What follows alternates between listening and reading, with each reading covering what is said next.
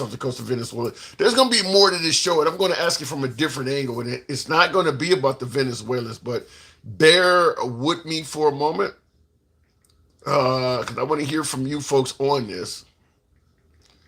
Uh, Death to those dealing narcotics.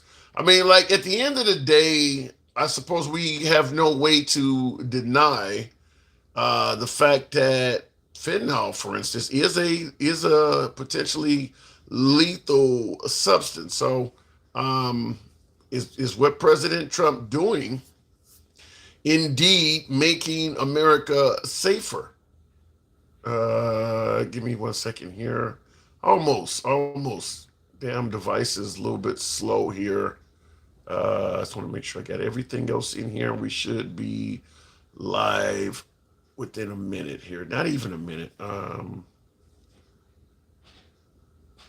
Okay. So, and I appreciate you guys that are waiting while I finagle with my equipment. Okay, there we go. And we'll be live in 3, 2, 1. What up, folks? Once again, it is indeed your boy Tim, the handsome liberal. Welcome to the program. Um, Look, at the end, we kind of talked about this on last show, and last show was a bit more difficult, a little bit more difficult for me because of the actual topic. Hopefully, we don't have to go down that path again, but we will talk about Trump calling the Somalis garbage and that type of rhetoric, but from a different angle. But before we get into that, what I want to talk to you folks about is folks who are favoring what's going on off the coast of Venezuela.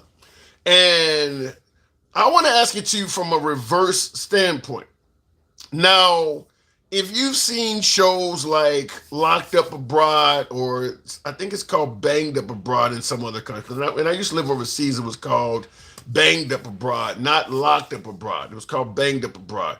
But it's a show that used to come on National Geographic that covered Americans smuggling narcotics into other countries. Like you go over to Mexico, and while you're there, you don't have a lot of money, or maybe you come up with you meet some kind of hardship, and the cartel or something like that, or some kingpins, some way somehow somebody convinces you that your money problems could be solved if you'll just carry this package across the border.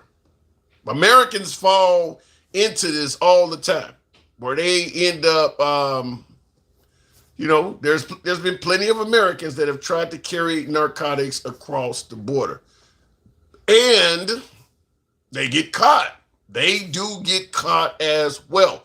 And what I'm asking, simply